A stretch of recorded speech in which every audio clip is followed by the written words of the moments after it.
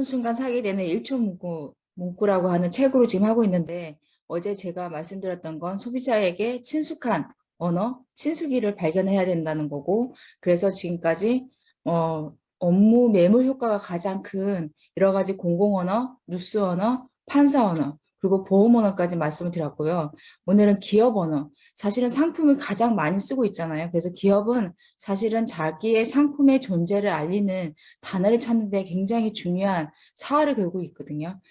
보통 화장품 회사는 자기만의 트레이드 마크가 있어요. 다른 화장품 브랜드가 쓰지 않는 말을 많이 쓰고 있어요. 예를 들자면 슈퍼플라보노이드, 셀레티노이드, 진세니스피어, 진세노미스. 사실 이 말 들으면 정말 어려워서 소비자들도 알아듣기 힘든데 기업만이 중요하게 생각하는 용어, 소비자 모른다는 거죠. 그래서 이 트레이드 마크를 소비자가 가장 쉽게 알 수 있게끔 그 용어를 친숙어로 바꿔야 된다는 게 이분의 말씀이에요.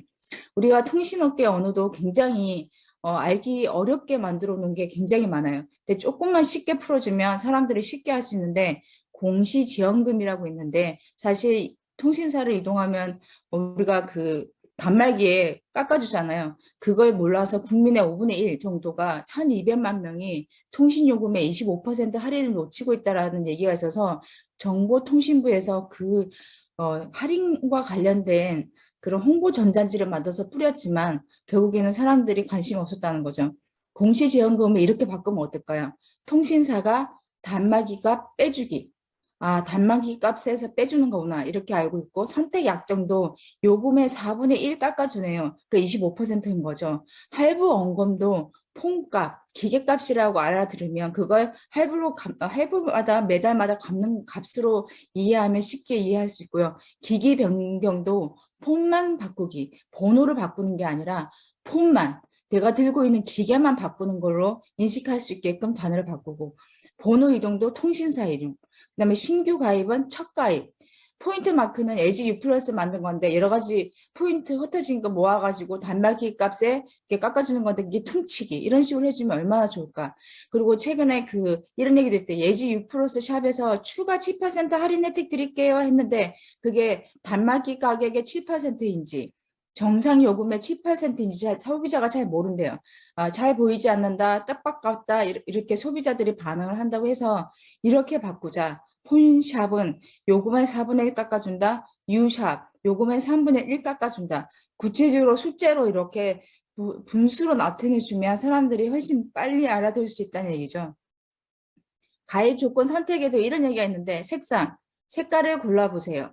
가입 유형, 색 중 어느 걸로 하실래요? A, B, C, D. 할인 유형, 어떻게 깎아드릴까요? 그러니까 설문 문항에 이렇게 아니면 뭐 설명할 때 어떻게 깎아드릴까요? 공시지원금 선택 약정, 폰값 깎아드릴까요? 요금 깎아드릴까요? 이렇게 얘기하라는 거죠. 그리고 할부 기간도 12, 24, 30개월을 이렇게 1년 손님 되실래요? 2년 손님 되실래요? 2년 반 손님 되실래요? 이러면 얼마나 좋을까? 선택 사은품도 쉬운 말로 선물 고르세요. 이렇게. 그리고 제휴카드도 자동이체 이 카드로 돌리시면 또 할인이 됩니다. 이렇게. 프리미엄 오늘 배송도 오늘 퀵 배달.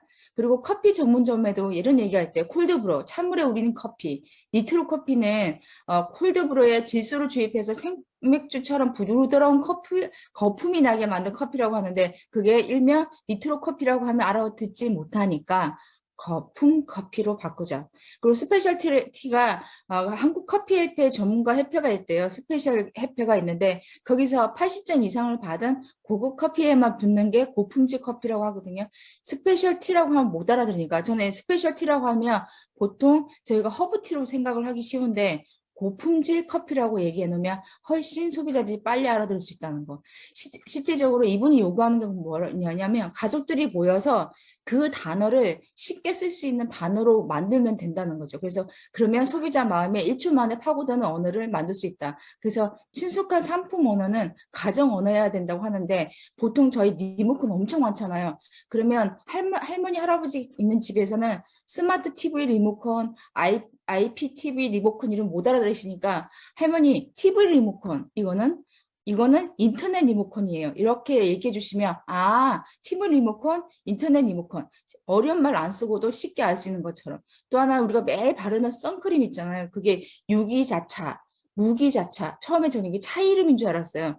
유기자차, 흡수 선크림, 무기자차, 반사 스크림. 흡수 스크림은 선크림은 자외선을 흡수해 열 에너지로 바꿔주는 선크림이고 무기자차 반사 스크린은 자외선을 반사해서 차단해주는 선크림이라고 하거든요. 우리가 이걸 잘 모르고 쓰고 있다는 거. 또 예를 들면 일상에서 두절 가자미, 대가리 자른 가자미, 서리태는 검정콩으로, 벨크로는 찌찌기처럼 붙는 것처럼 친수건은 이렇게 쉽게 다가와야 된다. 그래서 이분의 능력이 하나 있는데 그게 어떤 능력이냐면 어심능. 어려운 것을 쉽게 설명하는 능력을 타고나신 것 같고 그걸 갖기 위해서 엄청나게 노력하신 분이고 상품을 하나 집에 갖고 오면 그걸 안고 잘 정도로 굉장히 많이 연구한다고 하거든요. 이제 당신의 언어를 쉽게 다가갈 수 있는 친숙의 언어로 바꿔보라고 합니다. 그러면 1초 문구가 소비자의 마음을 사로잡을 수 있는데 그 친숙어에 4가지가 있다고 합니다. 자연스럽고 쉬운 말은 마음을 끄는 힘이 있는데 첫 번째,